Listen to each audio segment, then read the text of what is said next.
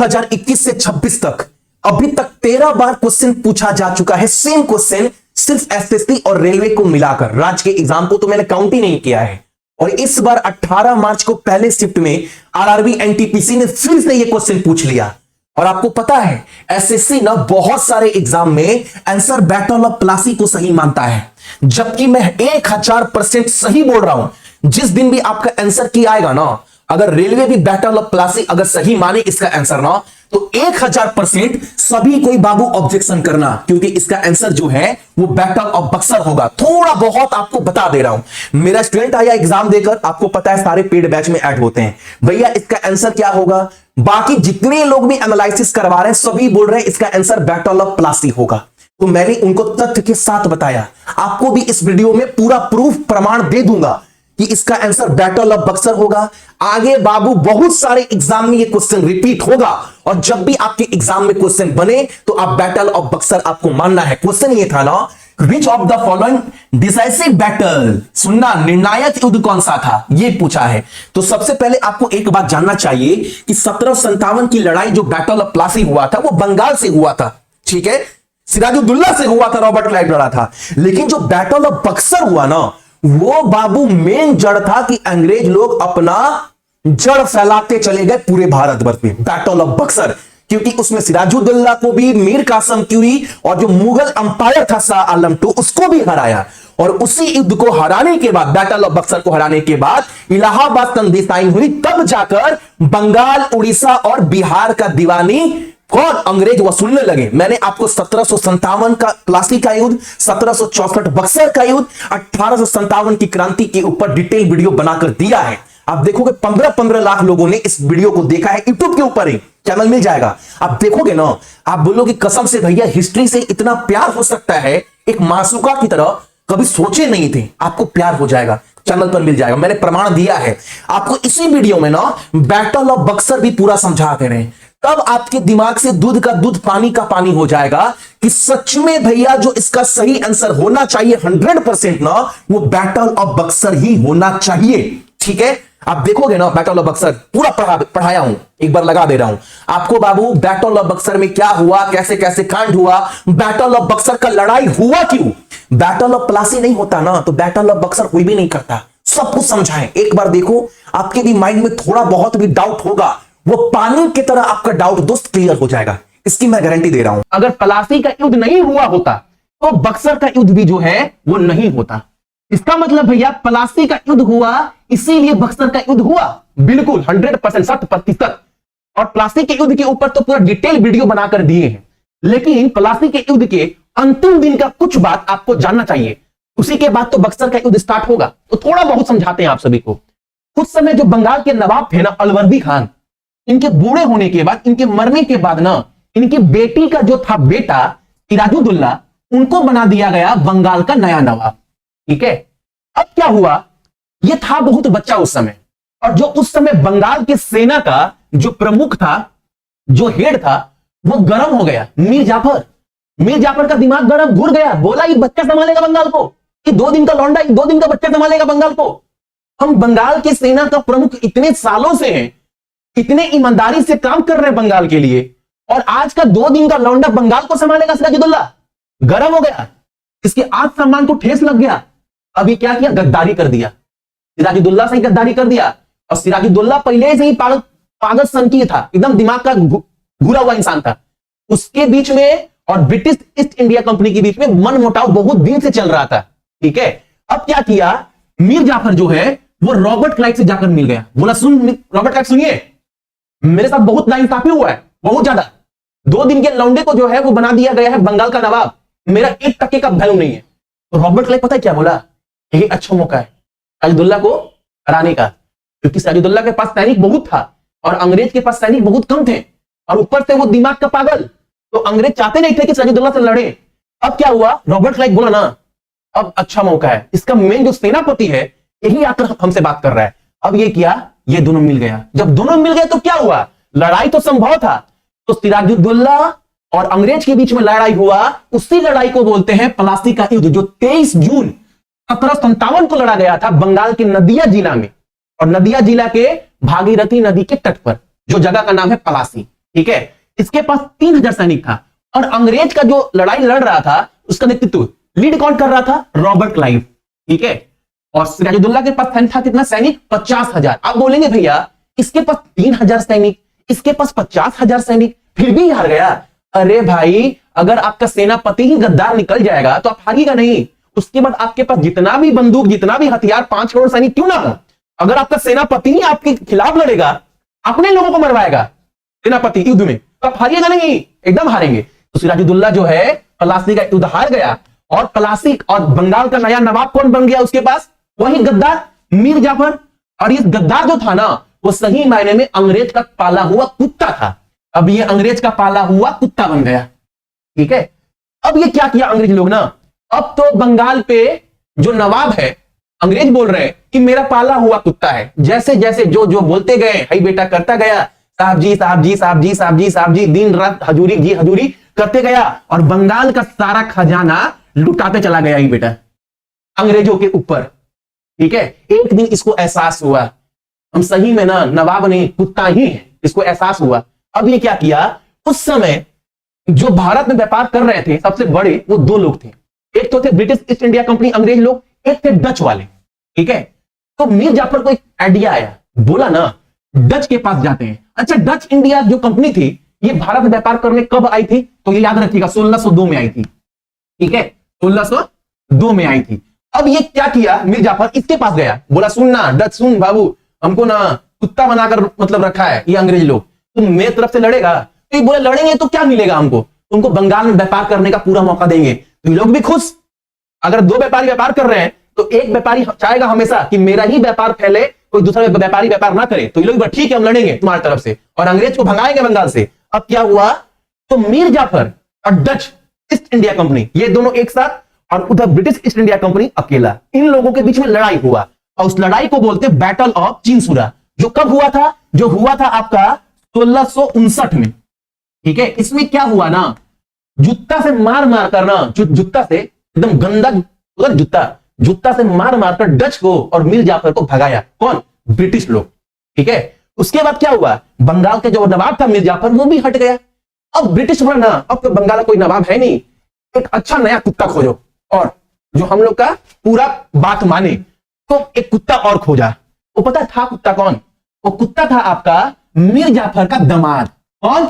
मीर जाफर का दामाद, जिसका नाम था आपका मीर कासिम। बोला मीर कासिम सुनना, बंगाल का नवाब बनेगा?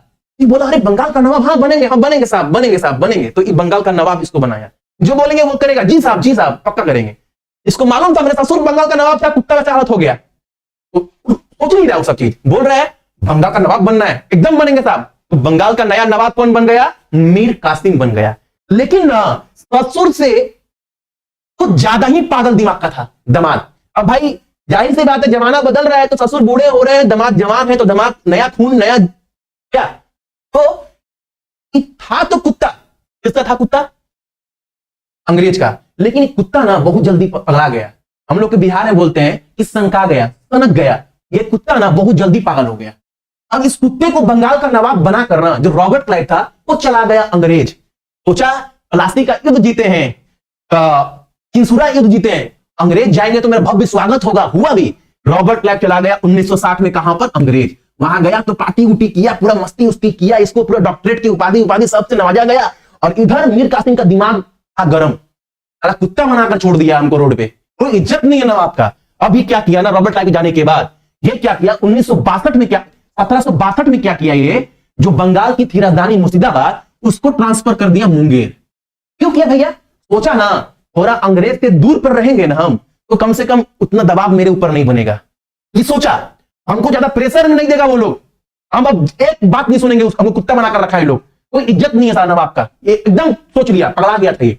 अब क्या हुआ, इसके बाद क्या हुआ ना आप सभी का, अब तो पहला काम कर दिया, बंगाल की राजधानी को जो था मुर्शिदाबाद को कहां ट्रांसफर कर दिया? मुंगेर।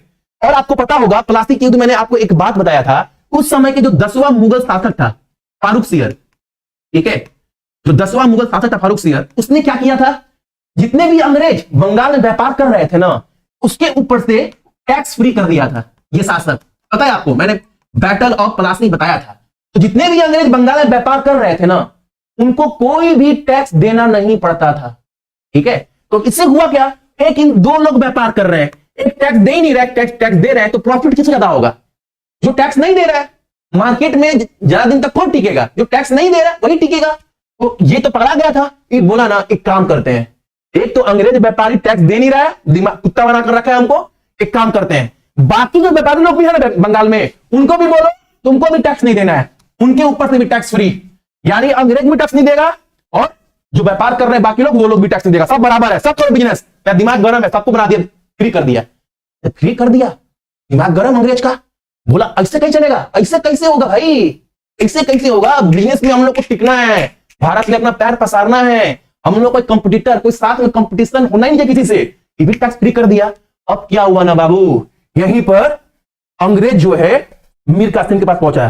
बोला क्या रे मीर कासिम, कुत्ता बना कर रखे, कुत्ता बन बोलेंगे भोंकने के लिए भोंकेगा, ठीक है। तो बोला अब तुम्हारा एक हम बात नहीं सुनेंगे, बहुत तुम कर लिए, अब जवान नीचे। अंग्रेज को बोला एकदम तुम चुप रहो, एकदम नहीं सुनेंगे तुम्हारा बात, ठीक है। हम जब बोल दिए बंगाल में जितने व्यापारी है सबके लिए टैक्स फ्री है, सबके मतलब सबके लिए। अब क्या हुआ, लड़ाई होगा, और अंग्रेज और मीर कासिम के बीच में लड़ाई छोटा मोटा बहुत बार हुआ भी, ठीक है। लेकिन मीर कासिम अंग्रेज के सामने टिक नहीं पाया, टिक नहीं पाया, टिक ही नहीं पाया। तो अब क्या किया ना मीर कासिम, अब सोचा साला अंग्रेज के पास टिक ही नहीं पा रहे हैं और हमको कुत्ता बनाकर रहना नहीं है। ये जो नवाब था सुजाउद्दौला, उसके पास गया, ये बोला सुनना भाई, हमको ना पागल कुत्ता की तरह बड़ा मार रहे हैं अंग्रेज लोग, एकदम हमको समझ ही नहीं आ रहा, बंगाल के नवाब है कि बंगाल का कुत्ता है, थोड़ा मदद कर दो ना यार, वरना आने वाले दिन में जो बंगाल के साथ हो रहा है ना, वही अवध के साथ भी होगा। तो ये बोला सुजाउद्दौला, ठीक है मीर कासिम तुम्हारा मदद करेंगे। उस समय जो भारत में जो मुगल राज्य कर रहा था शाह आलम टूना, इसको भी खबर पहुंचा, तो ये बोला ठीक है बाबू टेंशन मत लो, मुगल भी साथ में है, अवध भी साथ में है, बंगाल का सेना भी साथ में, तीनों मिलकर लड़ाई करेंगे, अंग्रेज को बड़ी मार मारेंगे उन लोगों को। ये तीनों मिल गया। अब तीनों जब मिल गया, सैनिक बहुत अधिक था, सैनिक बहुत अधिक था। इसके बाद क्या हुआ, यही तीनों मिलकर लड़ा क्या, बक्सर का युद्ध। कब लड़ा गया, 1764 में। अब एक क्वेश्चन बनता है बाबू, कौन कौन मिला, तो सुजाउद्दौला, अवध का नवाब मीर कासिम और शाह आलम द्वितीय, ठीक है। अब सुनना मेरा बात, जब 1764 में जो युद्ध हुआ, इन तीनों ये तीनों एक साथ, और उधर से अंग्रेज को लीड कौन कर रहा था, अंग्रेजी सेना को नेतृत्व तो कौन कर रहा था, हेक्टर मुनरो, ये याद रखिएगा, ठीक है। अब लड़ाई हुआ ना, उसमें क्या हुआ, मीर कासिम भाग गया बीच में से छोड़ के युद्ध को, बोला बड़ा मार रहा है साला अंग्रेज, बहुत मार रहा है, कुत्ता की तरह मार रहा है युद्ध में। अब मीर कासिम छोड़ के भाग गया युद्ध, बोला बड़ी मार रहा है हमको, उसी को चुन चुन के मार रहा था, बहुत होशियार बन रहा है, बड़ा होशियार बन रहा है, मेरा पाला हुआ कुत्ता हमें काटेगा, बड़ा मारा मीर कासिम को। मीर कासिम छोड़ के भाग गया युद्ध। बचा कौन, तो बचा भैया सजाउद्दीन और तो शाह आलम टू, जो उस समय मुगल शासक थे। लेकिन क्या हुआ, हार गए, ये तीनों हार गए। वो बैटल का बक्सर जीता कौन, तो बैटल का बक्सर जीता भैया अंग्रेज लोग। जीतने के बाद ना जब ये सब कांड हो गया, तो रॉबर्ट क्लाइव फिर भारत आया 1765 में। बोला ना कुछ साल नहीं थे, बहुत तमाशा हो गया भारत में, बहुत नौटंकी कर दिया ये लोग, यहाँ पे दिमाग गर्म हो गया इसका।